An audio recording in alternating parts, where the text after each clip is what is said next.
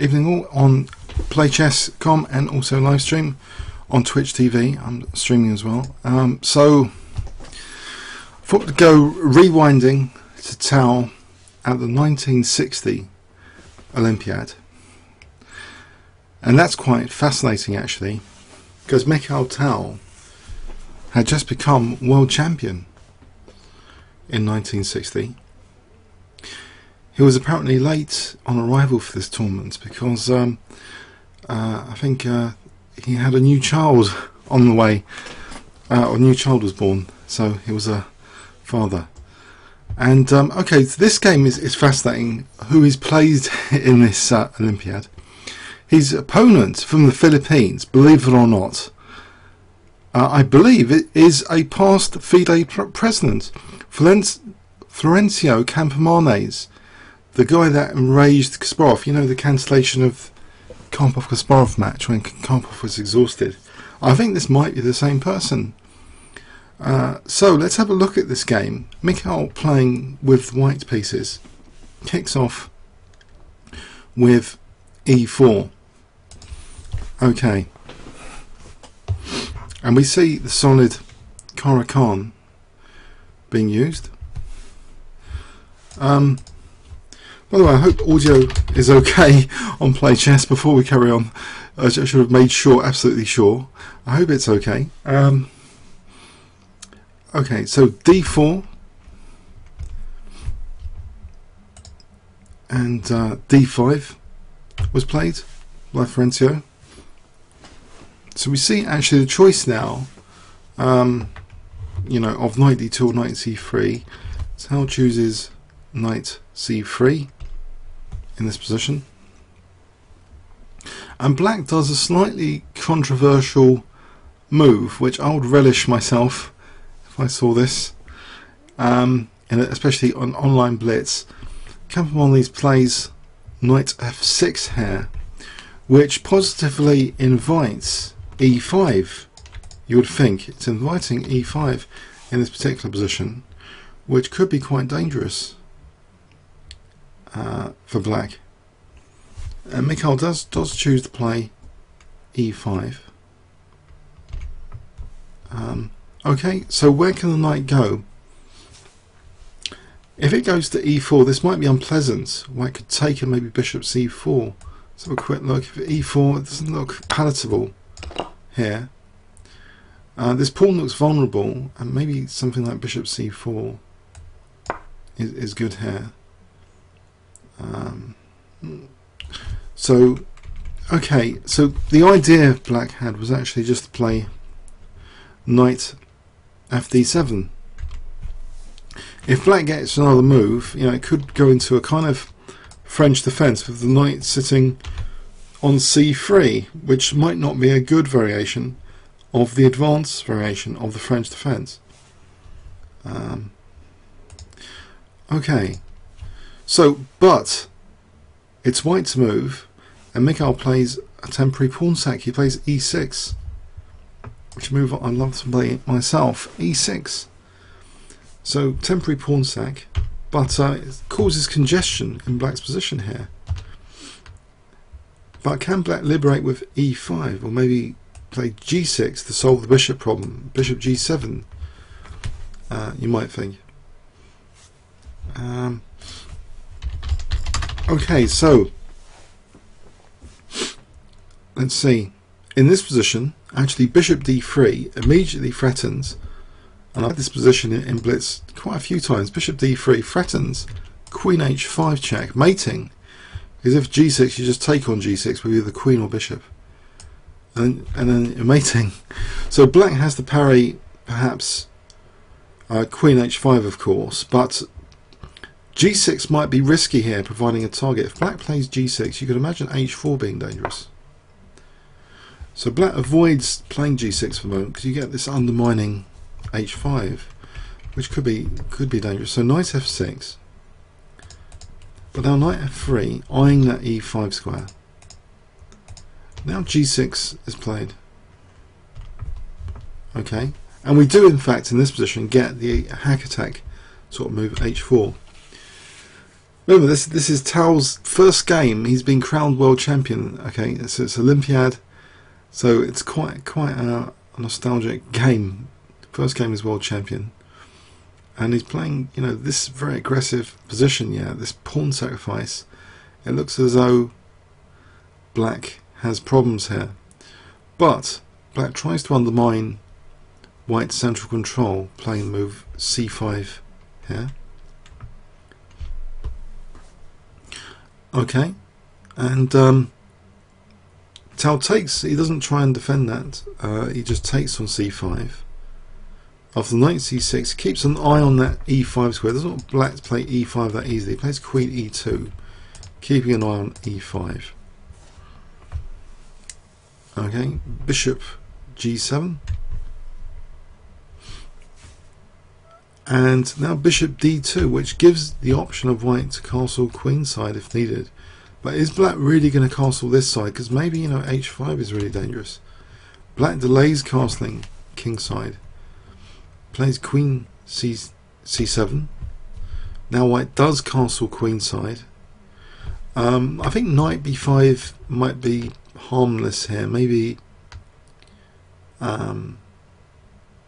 maybe queen b8. I'm not sure, but it looks as though queen b8 might be sufficient here. Okay, so just white castle queenside.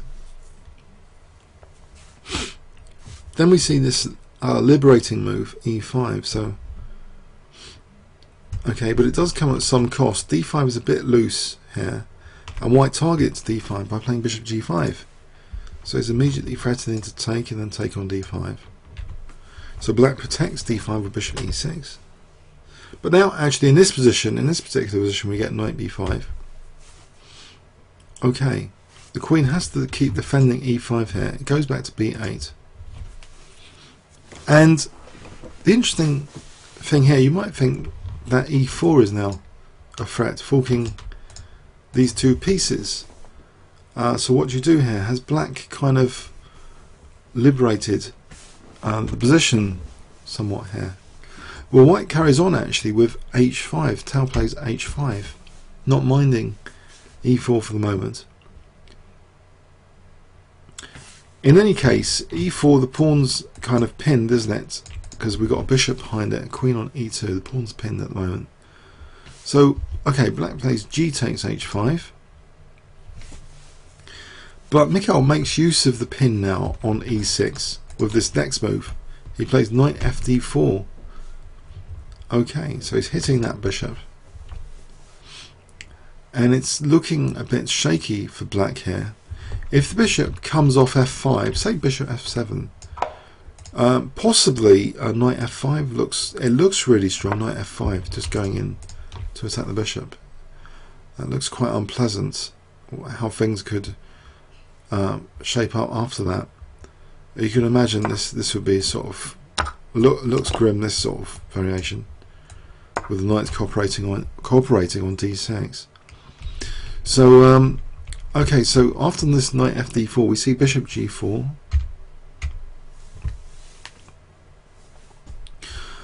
And now, of course, you know, with the queen and knight attacks, white counterattacks on the bishop. And now just actually, Campomanes plays e4. So it looks like a piece exchange. Yeah, f takes g4 now.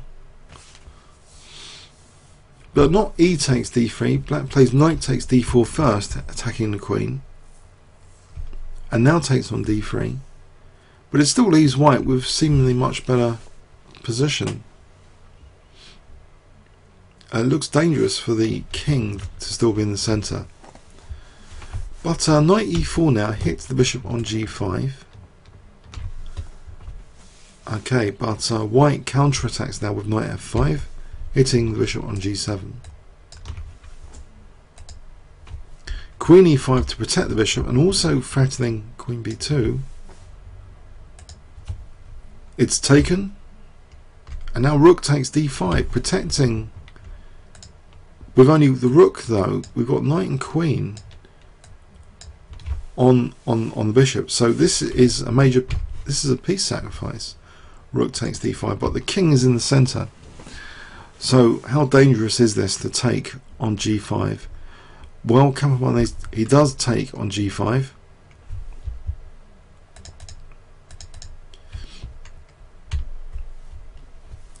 And now we get a king attack, queen b5 check, and then another check, very dangerous. Okay, this doesn't look healthy. Check. And in this position, Tal simply plays rook h1, and it's very, very difficult to do anything about this. Oh dear.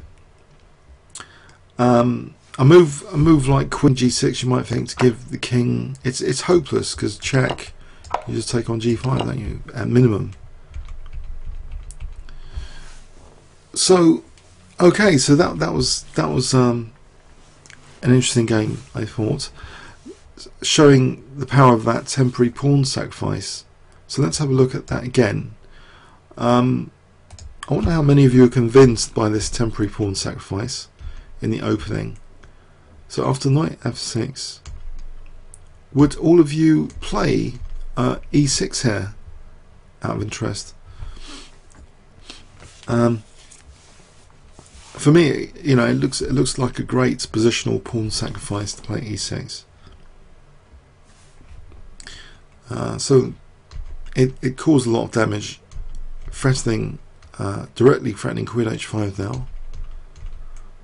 Keeping an eye on the e5 square. Taking away from the centre is justified here, just to keep an eye on the e5 square.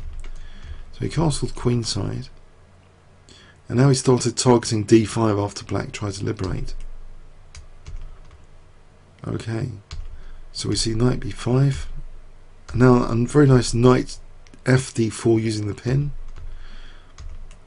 And it seems with the black king in the centre, you know, Mikhail wasn't going to play a passive move in this position. He attacks the bishop here. By the way, knight takes g5, of course. There's also queen e7 in that position, mate. So that's not advisable here. So now he takes, and the surprising move now is rook takes d5 with a raging attack.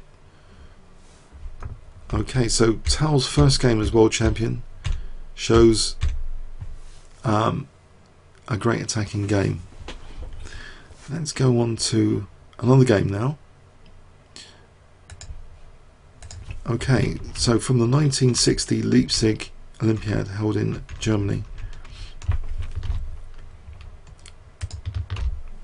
we see an Italian opponent this time, Contedini, Ennio Contedini. So let's have a look at this game. d4, so he's mixing up his e4 and d4 in this particular Olympiad. So knight f6, c4, c5. We get a Benoni being played against Tal, and actually this sequence from white is very aggressive. Even like modern times, it's seen as one of the best ways of playing against Benoni. e4 and this very aggressive early f4. So it's quite funny. This is the system. More than 10 years later, Kasparov was beating none with this system in an Olympiad, quite crushingly. So f4, so bishop g7, we see bishop b5 check, and there's razor sharp lines with knight bd7, but the recommended move is knight fd7. Okay, and we see bishop just going back to d3 in this game. Bishop drops back to d3, supporting e4, not waiting or encouraging black to play a6, because black often wants to play a6 and b5. But here knight a6 now is played. Knight f3. White has a very comfortable position. Both sides castle now. Okay, rook e8. putting a bit of pressure on e4, and you might think c4 could be useful at some point. Knight d2 keeps a lock on c4. Knight c7, and knight actually goes to c4, hitting that d6 pawn. That's protected now with knight b6 with the queen. Okay, so an adventurous move in this position is played. I wonder if you can spot it.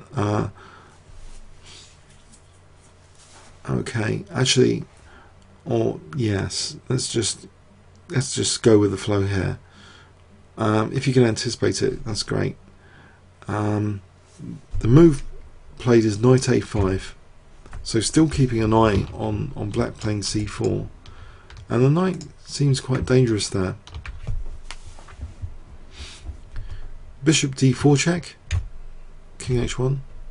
Now queen h4. It looks as though black's trying to generate counterplay. Bishop d2, and now bishop g4 hitting the queen. Queen just goes to c2. Okay, and now the b pawn needs to be protected. It's protected with rook ab8. Okay, how do you think, who stands better here? If I give you 20 seconds to ask that question, who would you prefer, white or black in this position? If I give you 20 seconds to take it in.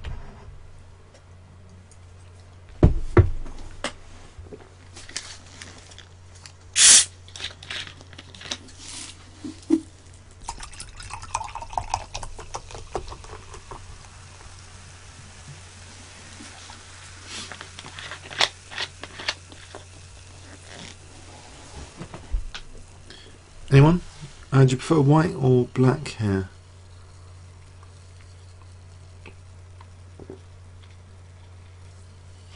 White. Nadine, 94 white. Okay. Yeah, this is 1960 Olympiad. Tal just become world champion.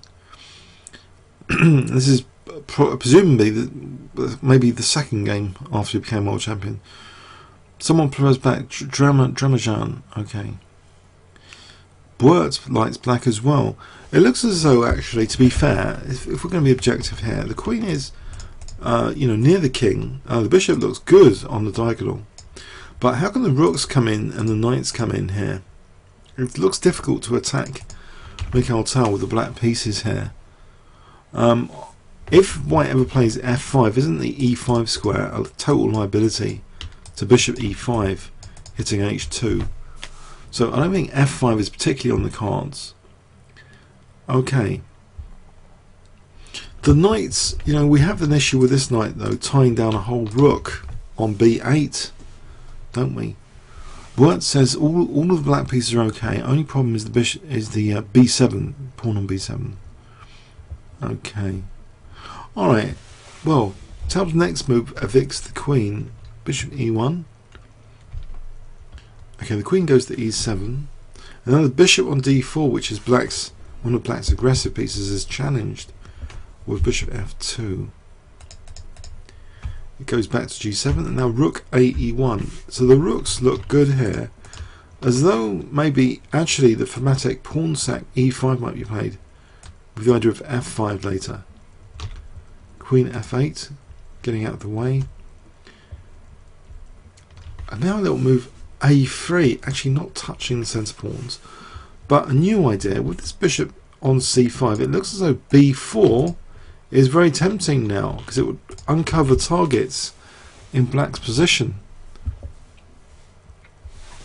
Bishop d7, queen d2. Okay, queen d2.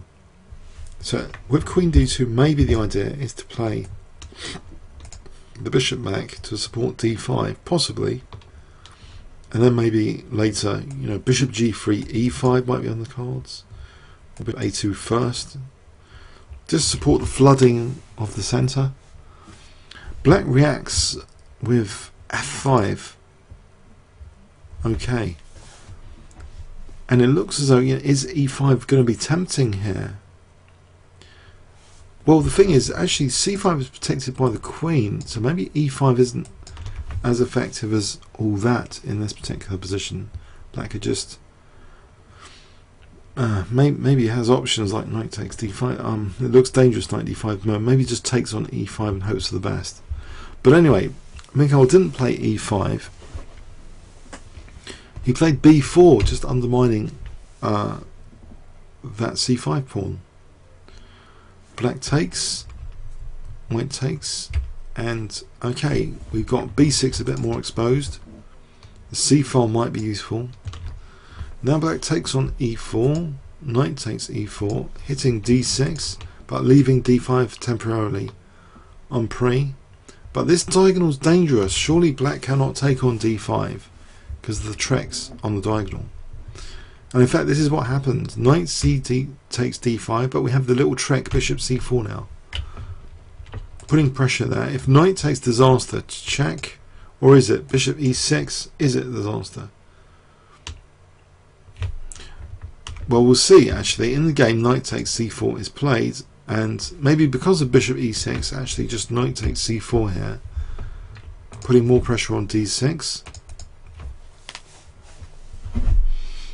Okay, black plays now knight f6, and now the d6 pawn is just taken. An exchange of rooks, but white now controls that critical e8 square with the knight. If the knight moves, you know, queen d5 might be dangerous. It's d5 square. Black plays is also threatened though with bishop a7 here. This pawn, something has to be done about this pawn. So white's opened up the position quite favourably just by playing for, you know, b4. So b6 is played, but then we see knight e5, which actually creates some new resources in the position. It sort of, this diagonal with queen a2, for example, is very dangerous now. And we see after bishop e8 that in this position, white looks as though he has the option of queen a2 here, which looks good as well. But he played actually knight takes e8, and on this move, black Contedini, Ennio, he resigns here. Actually, he didn't want to play this position on. Let's have a look then. What could happen? So say rook takes e8. What can white do? I think this check is pretty handy. Unless anyone sees anything stronger here, let's go with the check and throw in another check. I think we can at least win the exchange with knight d6 check, just to win the rook. I think this is cool. So that's probably why black resigned. Sorry, someone mentions looks like some of mate. I don't think so. If knight h6, I'm not sure it's a smothered mate scenario.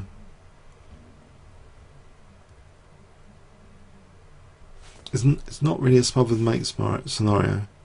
I think the principal threat is just knight, you know, knight d6 check just to win the exchange. So okay, let's see. Let's have a look at the game with a quick overview and summary. So Benoni against Mikhail Tal, believe it or not. Mikhail Tal white against the modern Benoni.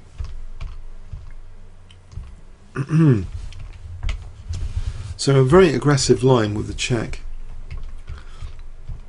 And black looks as though, as usual in the Benoni, it looks as though black's central control doesn't looks a bit shaky. But the interesting thing about this, after bishop f2, black started to feel pressure on the pawn chain c5 in particular, when the bishop just went back, leaving this bishop pointing across that diagonal. Proves to be quite significant here. Shortly after a3 especially, b4 is just going to open up more the pressure on that diagonal. So we see bishop d7 and the move queen d2 here. Okay, f5, and now white is opening up this very useful diagonal and doesn't mind giving up d5 to get this pressure on d6. In this position, by the way, we didn't mention if bishop e6, I think knight g5 might be good, because d5 and e6, I'm pretty, this could be trouble, because what do you do about e6 here? I think this is really bad trouble. Knight takes, we would have knight d6 here actually. Okay, so sorry, question, why queen d2 again? It was the mysterious move. One of the mysterious moves of the game was this queen d2. Who has a very good theory? The theory that I offered for queen d2 earlier was that it sort of protects the d5. If bishop b1, then you could imagine bishop g3 and e5, and white will be set for e5. Does anyone have an alternative theory on queen d2, which I should mention? If you do have, please mention it now. Otherwise, okay, I think we can go with that it just kind of supports d5 and therefore going for e5. Okay, so it was a positional move, just a quiet positional move.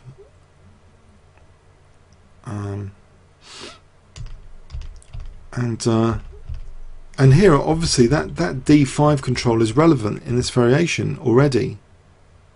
Yeah, here the queen is relevant to d5. It wouldn't have been here, and this would have been attacked, it's protected.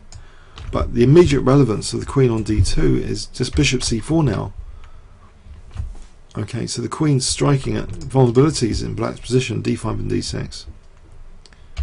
Okay, so, and still this very, very dangerous position with the queen, because of queen a2, black resigned, I believe. So, okay, let's have a look at another game.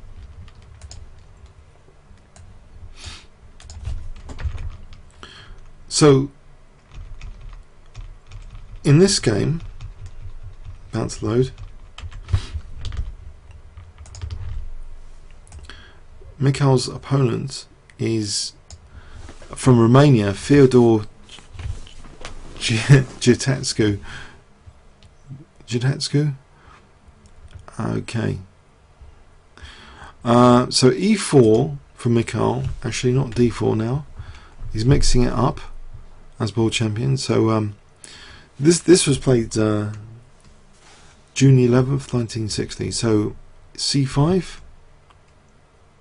Knight f3. We see an open Sicilian actually, with g6, accelerated kind of dragon g6, and white takes the opportunity, because black hasn't played like knight f6, there's an opportunity to get away with playing c4 here. So you can play knight c3 next, you've got the binds on d5, knight f6, knight c3, we've got the dreaded Moxie bind. Okay, black takes on d4, queen takes, d6, bishop e2. Black's got a grip on the dark squares though in this position, but white has that Maroczy bind. Maroczy was renowned for being a really slow player, actually, I think. No, I think I might be thinking of someone else. Okay, forget that. After castles Queen D2, we see Knight G4, Bishop D4, trying to exchange off the dark square bishops. Black refuses and concedes D5 is a bit weaker now in the position. Bishop E3, and now Black takes on E3 with the bishop pair, but with D5 seriously compromised. And this backward D pawn is an easy plan for White, surely later, for a frontal attack. So Black tries to undermine White's central control here with F5. Okay, and you might think, well, isn't that a concern? F4. Actually, Mikhail doesn't mind F4. He just plays Rook D1.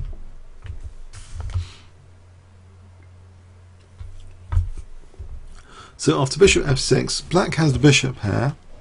So if I give you 20 seconds here, who do you reckon's better here? White or Black? So if you might try and assess this position. So 20 seconds starting from now.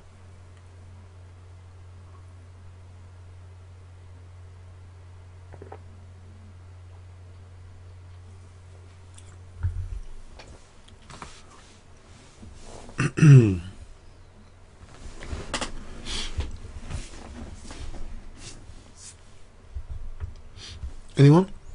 Who's your favour? White or Black?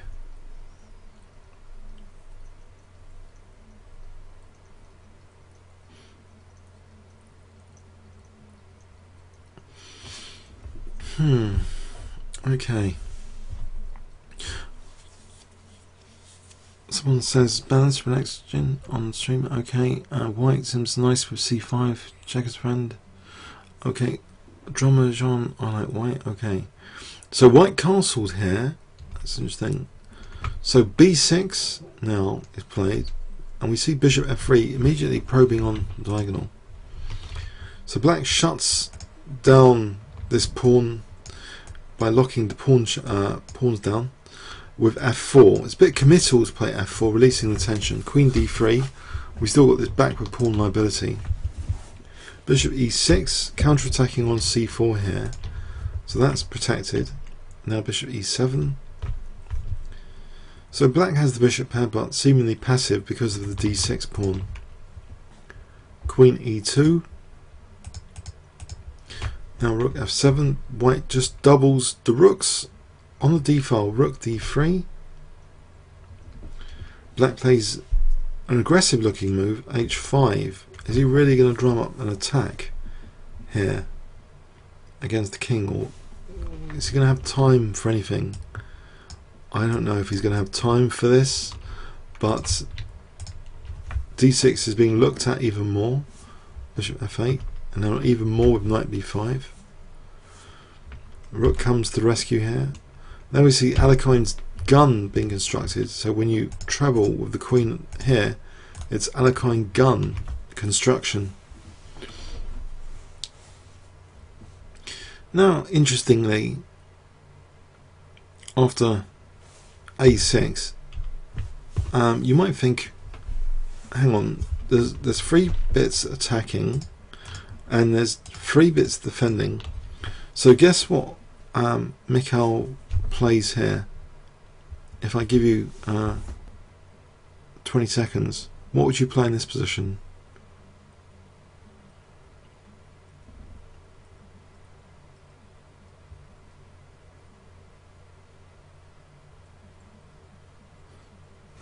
Anyone?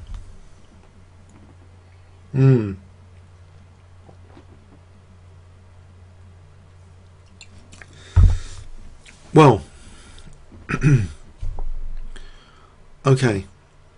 Knight takes D6 is played, even though Black is temporarily seemingly doing okay here, because the problem here is Queen D1 in this position, and we've got D7 now only protected twice, and d6 can't be protected anymore, so this would crash through, wouldn't it? This position, can't allow this. So okay, so knight takes d6, we see queen c7, queen d1 now, and black plays rook d8 as though, hang on, is there some sort of backfire? But another nifty move now is played by white. Knight e8. Wow. So he's attacking the queen and he's threatening knight f6 check. And if rook takes e6, we'd have rook takes d7 crashing through. Oh, but sorry, please hide the notation tab. You can click on openings book if you want to hide the notation tab for the guess the move quizzes. Okay, so knight e8. So black's position is it looks to be in trouble here. He plays rook takes d3, giving up his queen for 2 rooks for the moment. Queen for 2 rooks. Lucky Mikhail's got the bishop covering d1 now, so he can play queen a1 without big trouble, hitting e5. So he's hitting also e6 at the moment. So he's going to get a bit of material here, basically.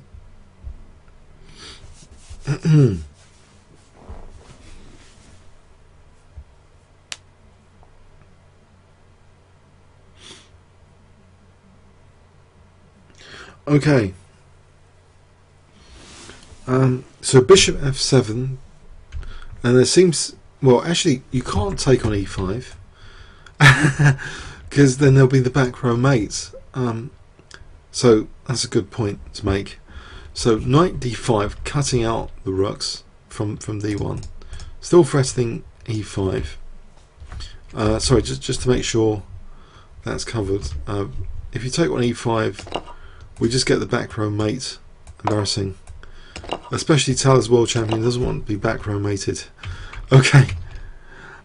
So yeah, knight d5 is played. Black takes on d5.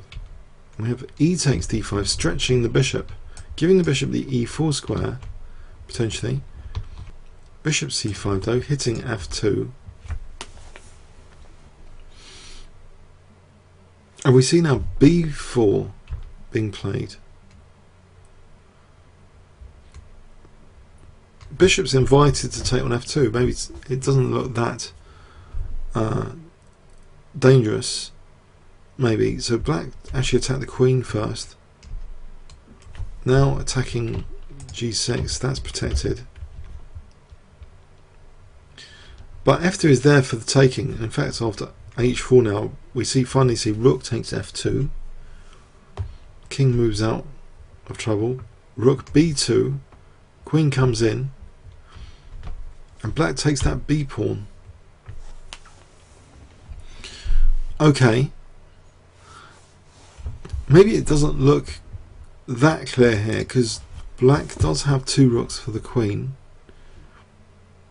And the bishop does look quite strong, as pointed out.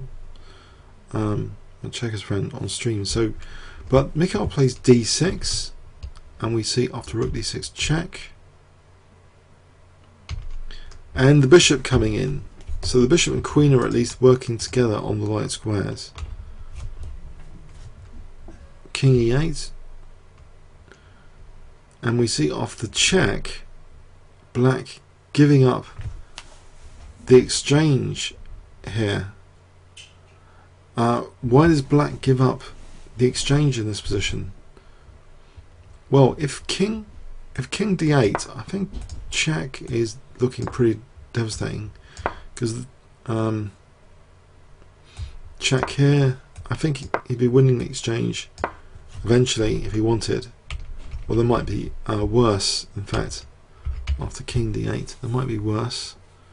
But black played rook takes c6. If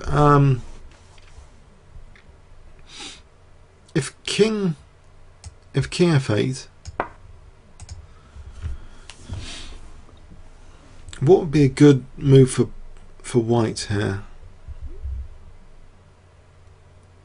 I think, you know, probably again just Queen B8 hitting the rook, and again we have that similar continuation of Bishop D5 winning the exchange.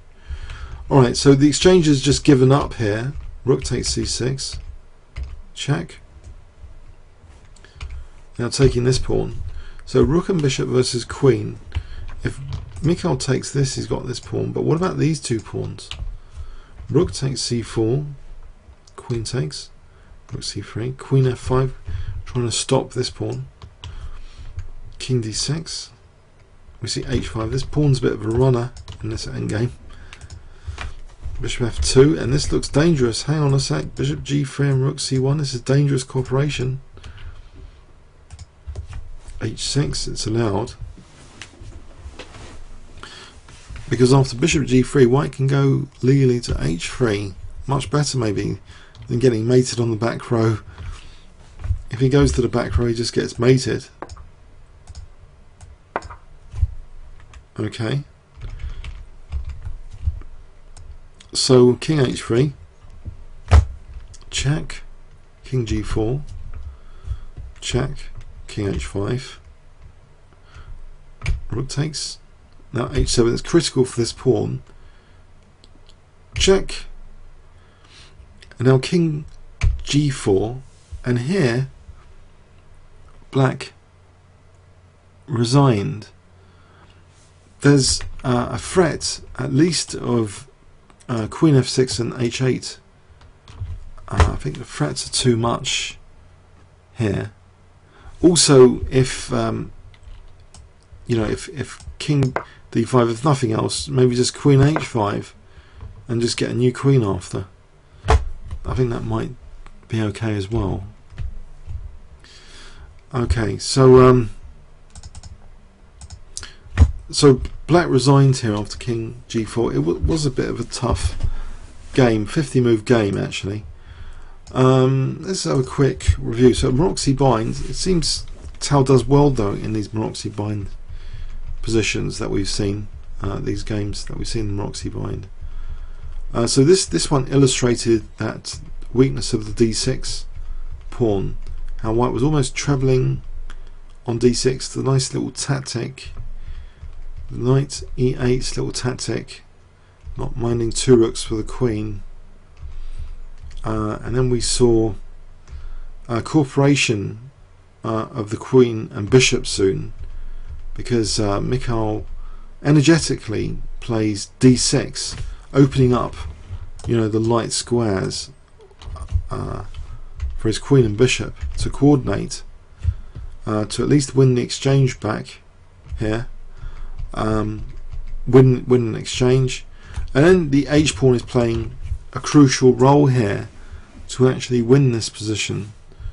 So to get that H pawn running, H5 is taken, and some technical king moves to avoid getting mated. Okay, interesting game there. Let's have a look at another.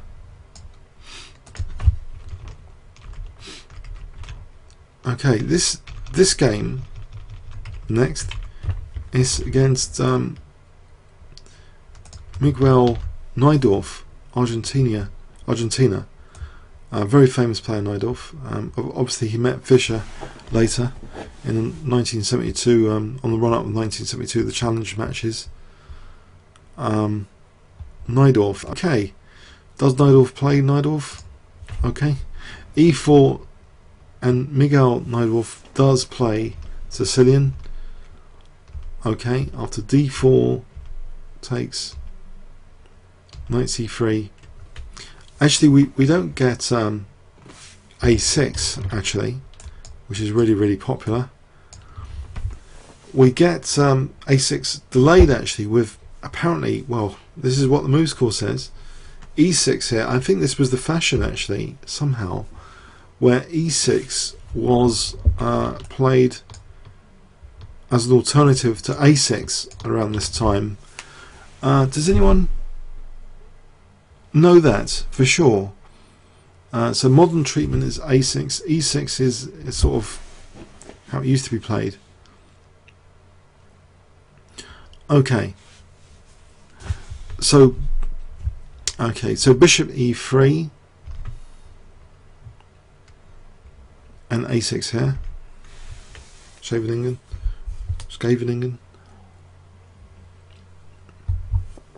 So f4 b5.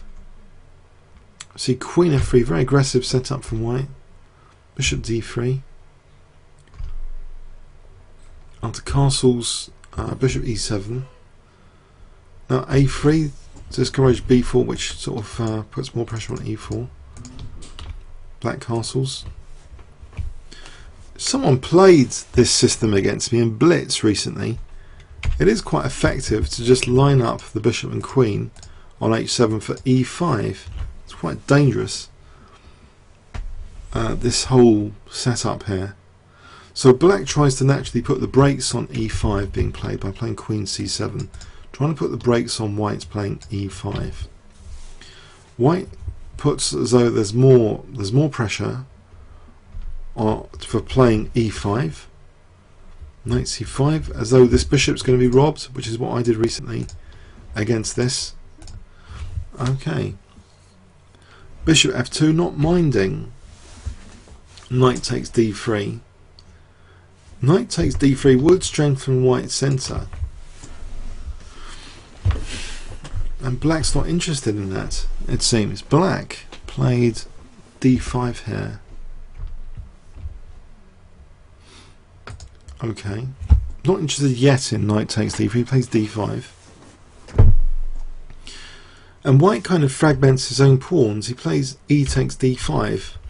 So these pawns were happy together as partners there, but now e takes d5. Swapped for some other advantage. The possibility of e5 also being forfeited, of course. Now we see knight takes d3, c takes d3. And look at white's structure, it's not so pretty here. After bishop takes d5, we have an extra pawn island. 3 pawn islands. Okay, 1, 2, 3. Sorry, question from Buat. So we've got 3 pawn islands and the light square bishop's gone. Is 14 e5 not good? Okay, we'll go back to move 14. We're on move 17 now. Let's go back to move 14. So you say e5. I think, like in my Blitz game recently, I think, you know, just take queen e5 is dangerous, isn't it? Queen e5. There's rook takes f6. There's now on h7. But in this position, just in time, there's knight takes d3.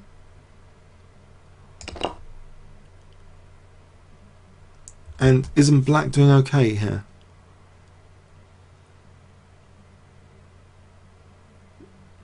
Yeah?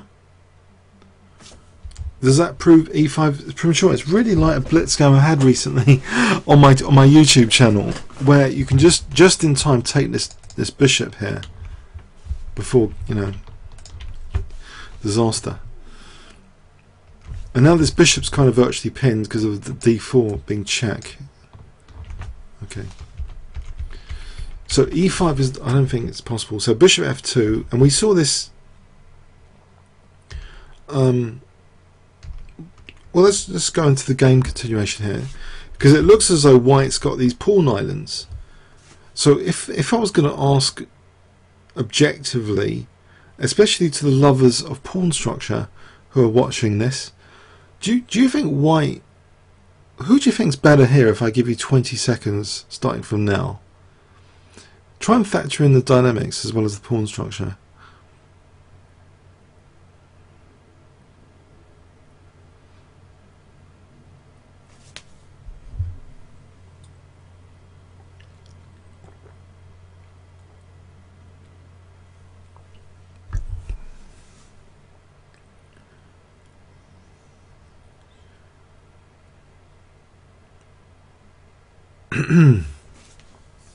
Black from 2 of you. Okay, so pawn structure wise, yeah, black looks better, but on the dynamic front, I don't know. On the dynamic front, something horrible is about to happen, isn't it? Okay, so white to play. He first takes on d5.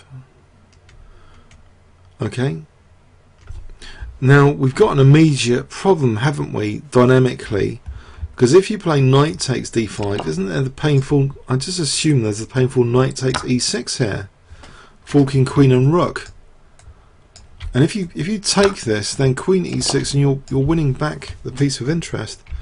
So that's a bit of a blow. That it seems knight takes d5 is not possible because of knight takes e6. Am I right?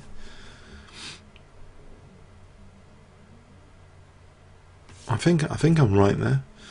If okay, so black played e takes d5, which gives a weakness of the last move, of course, the f5 square, which is pounced in now with knight f5, hitting the bishop. Okay, also eyeing g7, starting to look a bit dangerous. Bishop c5, okay, d4, keeping the bishops on. The bishop's now used to point at black's king with bishop h4. Now the knight's also supporting d4, and there's a threat of bishop f6 and termination with queen g3 and queen g7. Okay, things are looking dangerous in this position. And now we get super dynamics coming in after knight e4. Super dynamic usage of use of this knight on f5. Okay, can you guess what Mikhail played now in this position if I give you 20 seconds starting from now? And try and guess why as well, not just the move. Try and guess the reason why.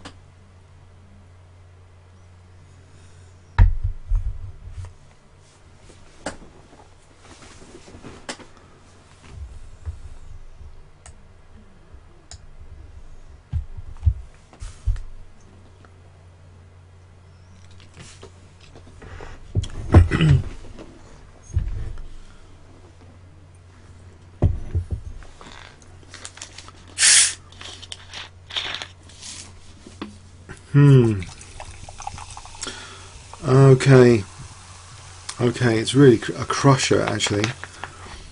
Well done if you mentioned it. Even greater well done if you know the actual reasons for it. Rook takes e4. It undermines black's control of f6 here. So after d takes f4, e4, what does white play here? If I give you 10 seconds, I'm just going to show you the move. I'm too excited.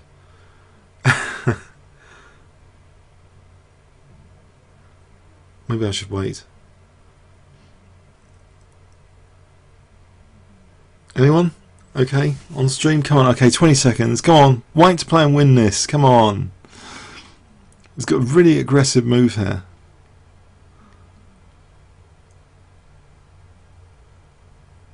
Okay. Some of you have spotted that. Bishop f6. Okay, so if takes, obviously that's getting mated time. So he doesn't take. He has to lose g7 now. So queen b6 does threaten obviously queen f6. But our bishop takes g7, which is really dangerous now. After bishop e5, again we have a lot of threats here. Black tries to defend with queen g6. Okay, but we see check, king f8, and now in this position, after f5 is played, black resigned here. Actually, black resigned.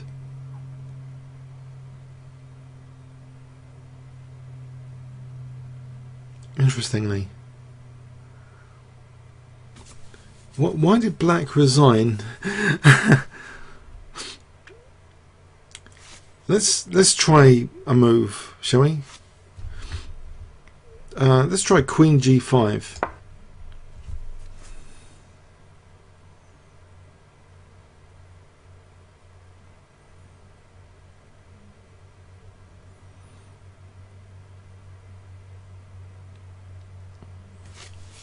What would be good here?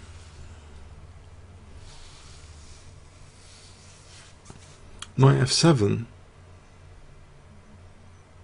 Knight F7. I think Knight F7 looks good actually. Knight takes F7 looks good. If we assume rook king takes F7, check. Bishop's covering G7, and here we've got all sorts, haven't we?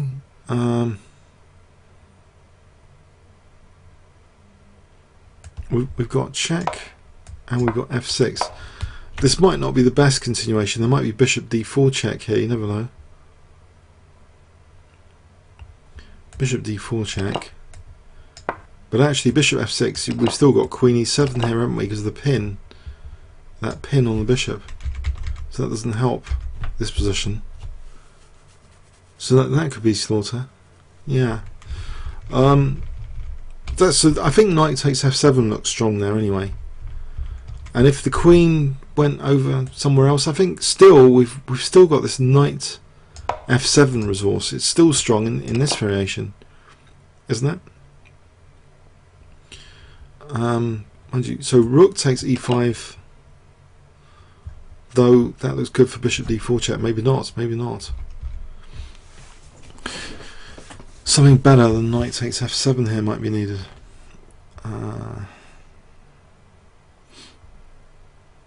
Anyone?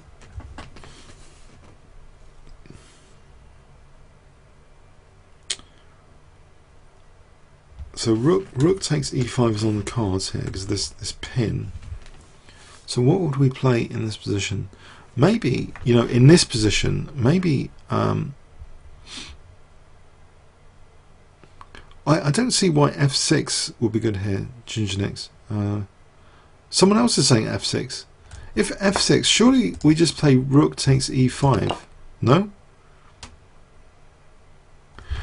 That's why in this position I would favour Queen G3 actually, because it protects E5 and it also threatens Queen G8, Queen F7. I hope. Well, to me it looks as though Queen G3 is a very good move. It also introduces Bishop D6. Well, mainly Queen G8 takes F7, I think. This looks quite crushing. I think if Rook takes E5 here, maybe we just take on E5 here. Take on E5, and the attack could rage on here.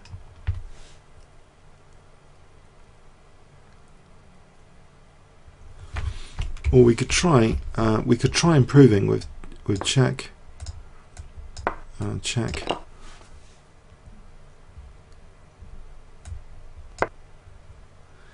I don't think so. I don't think that works. So yeah, I think Queen G3 take Queen.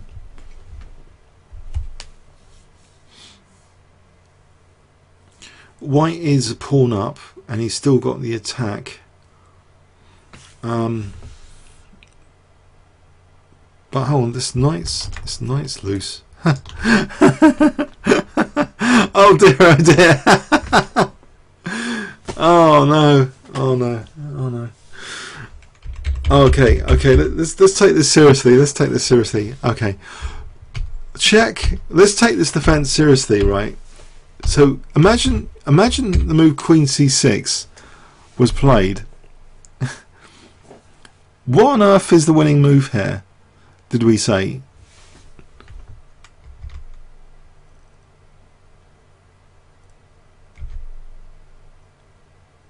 Are we going with Knight takes F7 in this position? What did we say the problem with Knight takes F7 was? Rook takes is a disaster, isn't it? Because Knight takes Bishop D4 is check, and then you lose the Knight. Okay, so we're not going with Knight takes F7. It was okay in that variation because of queen h8, someone said. So we'll go back in that. Pardon me. So queen g3, rook takes.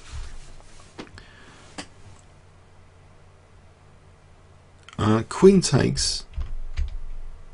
Oh, queen h8. Thank you. Sorry, still at the end of the tale. Queen h8. Pardon me. Pardon me. Yes, yes. We're winning the rook. We're winning the rook. Okay. Thank you. Thank you. Sorry. I'm getting a bit tired now. Sorry. Well done. Well done. Okay. I think this is convincing. Okay. Yes. Well done. It's really challenging to do all this stuff without turning on an engine, isn't it? So clearly now queen g3, yes, strongest move on queen c6.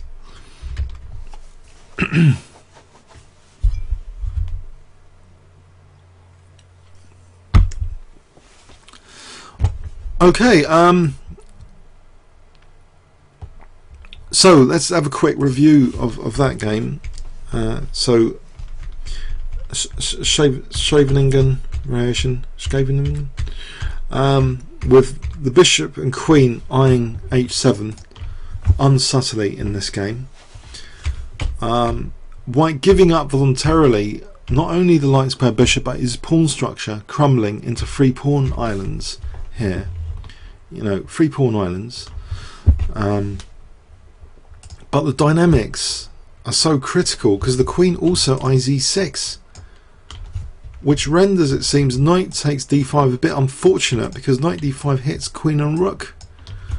So pawn takes introduces resources now. Knight f5, bishop h4. With the knight on f5, that's celebrated with rook takes e4 and bishop f6. So the attack rages on here, the exchange down, and white is set the exchange down to still win this position now after f5. And black actually resigns here. So we saw, if just to review, if queen g5, we saw knight takes f7 is good in this position, attacking the queen, so that's good. And if queen c6, we saw queen g3. Alright, should we go on to another game, or is everyone, I don't know, does anyone want to go on to another game, or should we leave for next week? We could try and cover all the I think there's another 2 potentially. What do you reckon? What do you reckon? Should we try one more and then one more again, or until next week?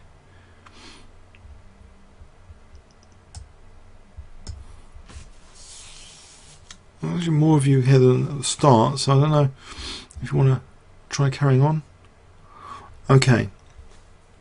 I just wanted to cover the games as white, really, cleanly in one shot, one evening. So okay, let's do it. Let's do it. So Bulgarian opponents. So as we know, Topolov leads Bulgarian team nowadays, but back in 1960 there was this guy called Nikola Pedevsky. So as white, Tal mixes it up again. He plays c4 now, the English opening. Okay, so knight f6, knight c3, e6, and we go into transposition. So Nimzo Indian now. a3, wanting the bishop pair. c5, but now f3. So this is an aggressive system for white. And black plays d5 instead of trying to keep the position closed. This is introducing tension, but white does have the bishop pair. C takes d5. E takes e3. Okay, and there's a slow build-up plan often in this position. You know, like knight e2, and try and later play for e4. So bishop f5, trying to lock down on white playing e4.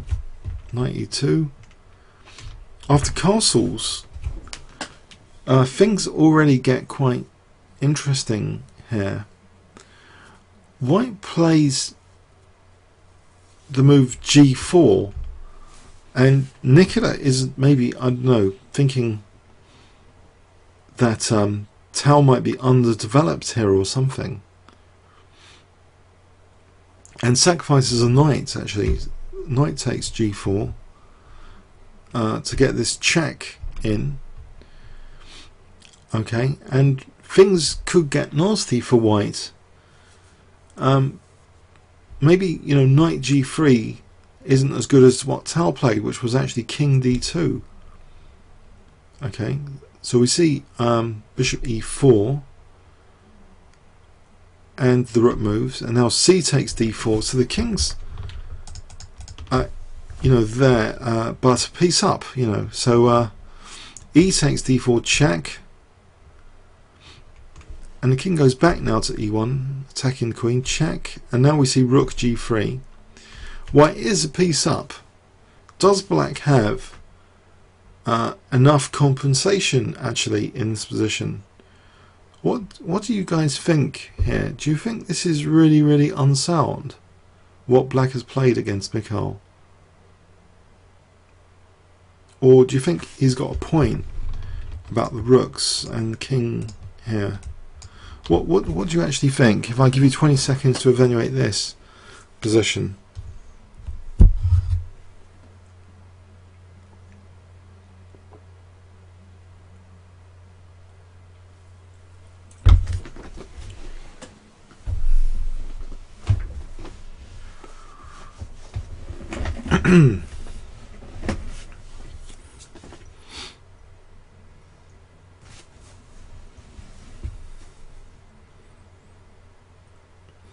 Someone relax, Jin, needs precise calculation. Anyone else? So no one wants to say white or black here at the moment. No? Alright, so let's just have a look at the game then. Okay, let's have a look. So knight C6 is played. We see queen D2, which gives the idea actually white can try and exchange off queens with queen G5. And in fact, he goes for this.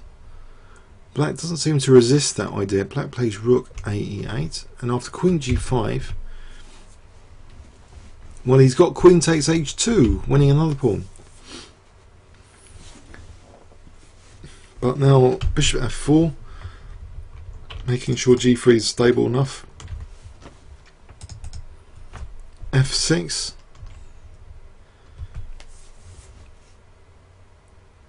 and now we see queen H5 offering the exchange of queens again, and black takes. Okay, so it's 3 pawns, isn't it, for the piece? 6 pawns for black.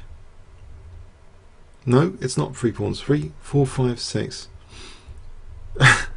It's 2 pawns for the piece. Okay, it's not that much, is it? G5. Okay, so white just needs to use his bishops. After HG, he plays now rook E3, and now targets the E4 bishop. Okay, the bishop has got 1 square here, or 2. He's got D6 and C7. He chooses D6. Now he takes on E4. And he gives black this armada of pawns. Actually, there's a potential armada of pawns here coming down. If given enough time, it looks potentially frightening. But white is bishop up. That's the problem, really. So D5, knight D8, rook B1, tying the knight down. So B6, untying the knight, and the knight now. Well, black can't play F5 here because of bishop E5 check, so he's going to lose his E4 pawn, potentially. No, or not. He's attacking the bishop for a moment, and now he protects the E4 pawn, but we see D6 with a menacing threat, potentially of D7, and white's D pawn becoming very useful indeed. Pardon me.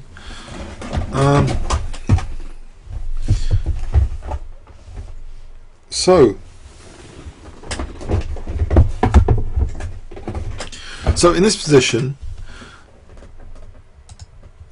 Rook E8 is played,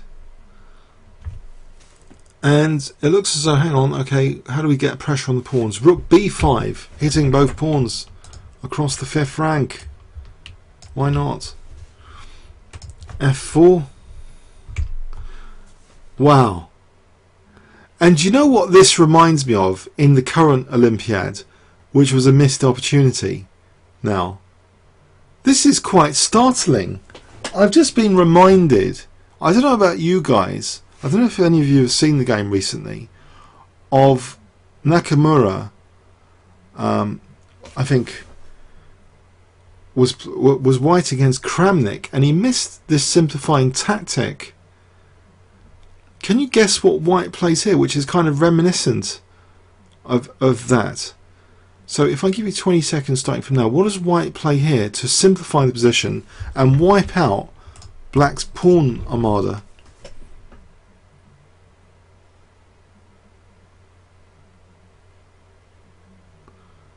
So what does white play here? 20 seconds starting from now.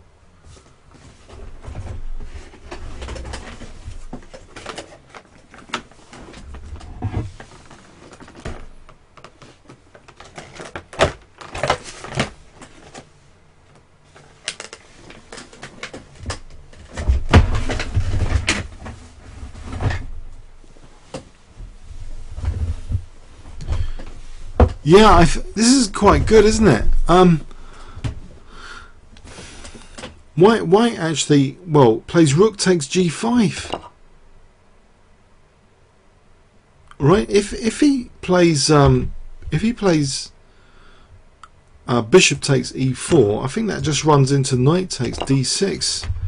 Yeah, that would be unpleasant, wouldn't it? You know, takes check. We've still got 2 passed pawns. So this rook takes g5 is a swift, clean shot. So anyway, so in this position, knight takes g5, bishop takes, reveals that d7 is very, very strong here with this pawn now. f3, and now simply bishop f1. Bishop f1. Actually, there's another subtle point here. Black resigned here, but there's a subtle point in this position, or maybe more than one subtle point, or maybe just an unsubtle point. It seems actually okay. Let's go for it. So why did Black resign in particular? Let's go with e3, which looks like, you know, we have to play e3.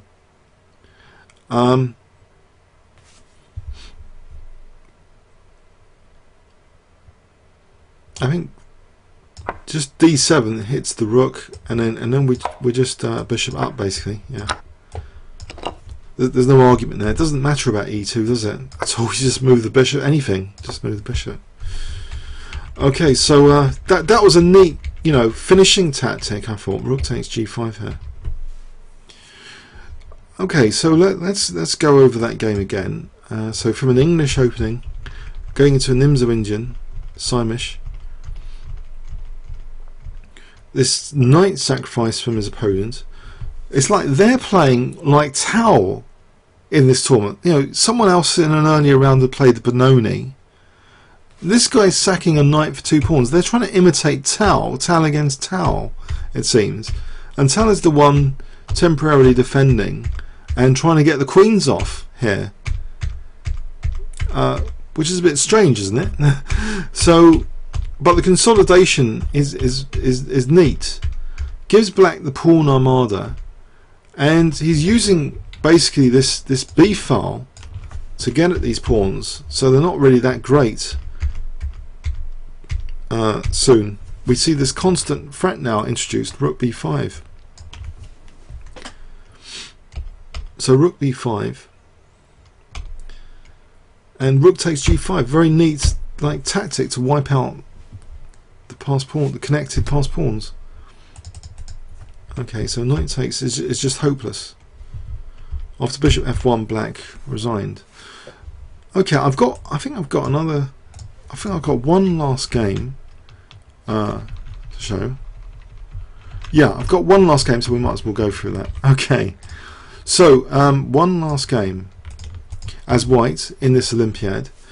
So he did win loads of games in these Olympiads with white, but I want to be honest with you. In the other Olympiad we saw last week, with black, there were quite a few draws Tal had.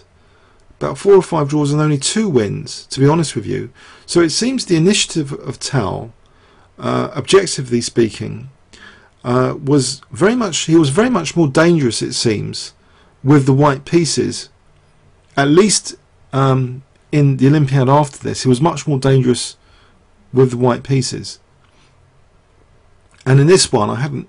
I think he won more with white as well. But so against Szabo, by the way, Hungary, and I think I read that Szabo could do blindfold simultaneouses. Actually, he was a really strong player who could do that sort of thing, these and do well in blindfold simultaneouses. Does anyone know about that? Lazio Szabo, 1960. Okay, so anyway, so E4. I think obviously Tal could do blindfold simultaneouses as well. But a lot of the top players can do that, even in back then. So okay, so E5 knight F3. We see a Roy Lopez here. So Tal playing the white side of a Roy Lopez. Okay, after knight F6, Bishop E7, and actually delayed exchange variation of Roy Lopez. So waiting for black to commit the bishop to e7, but now playing bishop takes c6. So often there's going to be uncomfortable pressure exerted on e5 in this line. Here knight c3, and protecting this pawn and indirectly then attacking this pawn, which needs to be defended now. Knight d7, and now breaking up the centre, d4. Black takes, queen takes d4. Black castles to defend g7 and get the king into safety. Bishop f4, eyeing a sensitive pawn in this variation, tying down the queen to c7. That's a nasty bishop here. Knight c5, with the idea that maybe if queen takes, maybe bishop takes, defending c7 possibly. So Mikhail plays queen e3 here. Still uncomfortable for black, but knight e6, now rook ad1, queen goes to e8. Has black solved the problems? Because this knight's defending c7. Bishop drops back, but it's lurking there, uncomfortably eyeing c7 in this position. Bishop c5. There's another problem with black's position though. Surely this bishop is hemmed in at the moment. Okay, so f6. Now knight h4, which seems to want to make use of the f5 square, or just provides an attacking move like queen h5 or queen g4 perhaps. That's deprived with g6. We see king h1, a zone maybe now f4 f5 is on the cards. Queen f7. Rook d3, as though doubling rooks is also an option, as well as f4. Okay. After knight g7, in fact f4 is played now. Bishop e6. Threatening to skewer queen and rook. So b3, rook a e8. And now bishop f2, challenging on that diagonal. We've seen that move before in this tournament from Tal. Bishop f2, challenging the opponent's bishop there. Bishop d6, bishop e3. So ready now for f5 perhaps, or is he? Because this rook might be stopping f5 at the moment. Bishop c8, queen f2, getting out of the firing line of that rook. b5, and also introducing the possibility of bishop c5, which he uses. b4, and we have a nasty knight poking at the c5 square, which is a vulnerability. what is it that Nmc3 said about doubled pawns? The best blockade is directly in front of a double pawns. So if he gets a knight to c5, that would be a nice Nmc3 knight there. What about the e4 pawn? Why isn't that dropping here? Well, black takes that. So what's the point? Well, d6, he can at least win d6 surely, and he does. So rook takes d6. So we have still weak pawns and potentially hemmed in bishop. Well, it's got that diagonal, but what does black do about c6? And this knight c5 looks like a menace, even with the double pawns gone. You know, you have mighty knights. There's a Chernev quotation about double pawns can lead to mighty knights in one of the most instructive games of chess ever played book, one of my favourite books. And here knight c5 looks really tasty on the cards. Queen e7 though guards not just d6 but indirectly c5. So rook d2.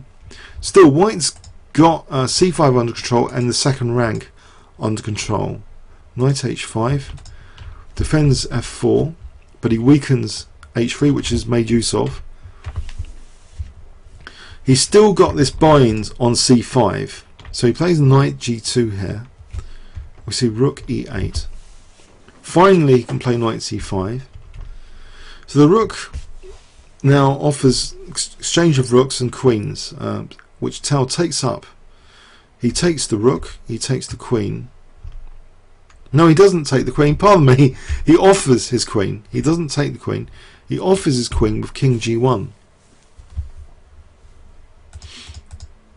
Okay. So he's got that nice knight and a few things to play with. With this move king g1, he's introduced actually queen takes and rook f2 as a possibility to guard not just the second rank but also e1 with the rook. Black takes on g2 and we see king takes.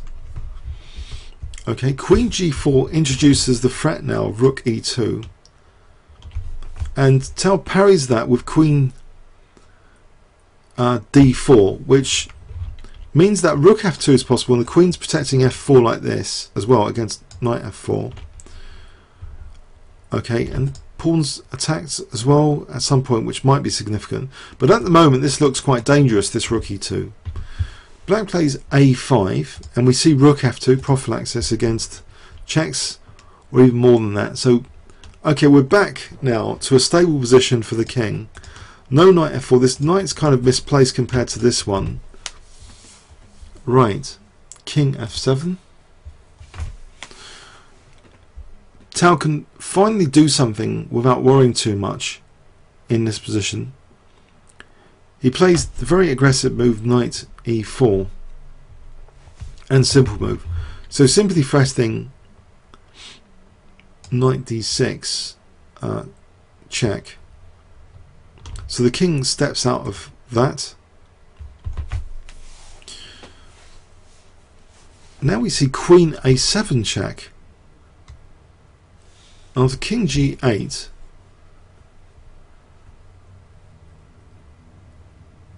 we see knight d6.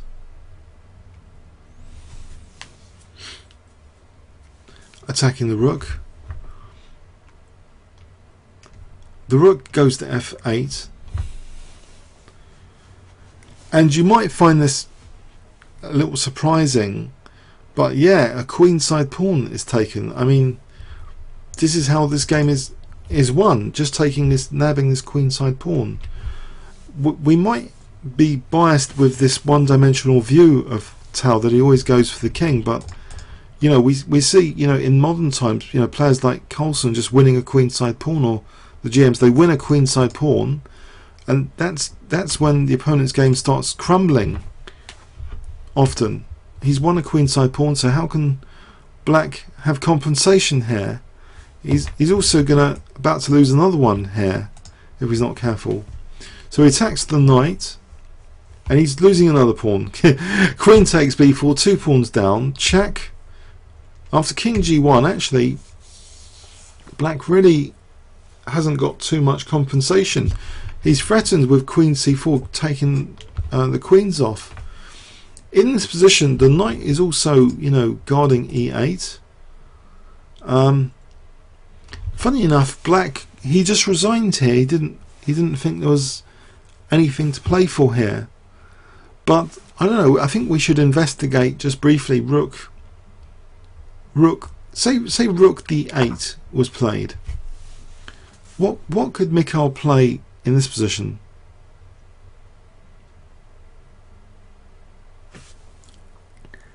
Actually, I think there's a simple move against rook d8. I think rook d2 might do the trick elegantly. And then we've still got a thing like queen c4 on the cards, haven't we? I think rook d2. Okay, so what we saw here was a positional approach, sort of Nimzovician, actually, where double pawns were inflicted on black. And even though the double pawns dissolved, we had a mighty knight on c5 and fragmented black pawns, with a5 actually being the first exploitable target later on, once white stabilised the position. So let's have a quick look at that Nimzovician kind of, you know, like Roy Lopez turned into Nimzo Indian in reverse. Because in a Nimzo Indian you're doubling the opponent's pawns. He's eyeing the d file and c7 for quite a while. Maybe black didn't help himself that much when black, you know, played b5 at some point. When black was tempted to play b5, well, you know, was that a necessary thing for black to play b5? You know, a meltdown occurred later. If black had tried to keep solid, well, it's difficult here. You could imagine a move like this failing tactically to bishop takes b6. So you can't easily take away the pressure here. And you know, maybe he's considering knight a4 as a serious threat and wants to extinguish it.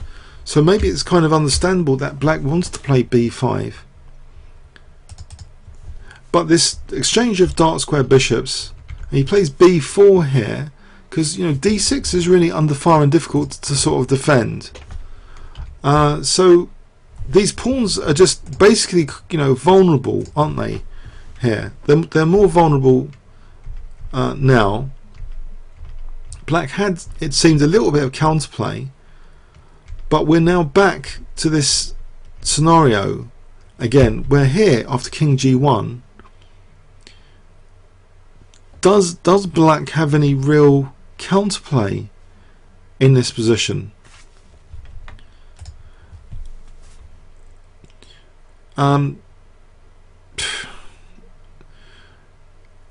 You know, I'm not really convinced. If he moved his queen as an alternative, you know, maybe just rook e1, white seizes the e file.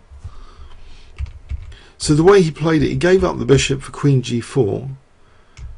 But now again, these nice defensive moves, just making sure the position was safe enough, and then nabbing a queenside pawn, and then two queenside pawns. It's pretty critical.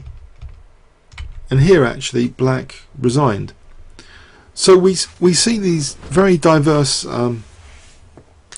opening repertoire of Mikhail Tal as white in this tournament, and, you know, playing positionally, not just going for a king, but we have seen a sort of classic Tal hack attack in an earlier game. But this is just a positional win, isn't it? Really, from the delayed exchange, Roy Lopez. So okay, I hope there was something interesting in that and instructive. So and we saw also a couple of opponents, you know, play like Tal as black. You know, one played a modern Bologna, and one played a knight sack. You know, he's able to defend and win after that. Okay, hope you enjoyed it. I'll be uploading this to YouTube.com kingscrusher. Okay, thanks very much. See you next week. Thanks very much.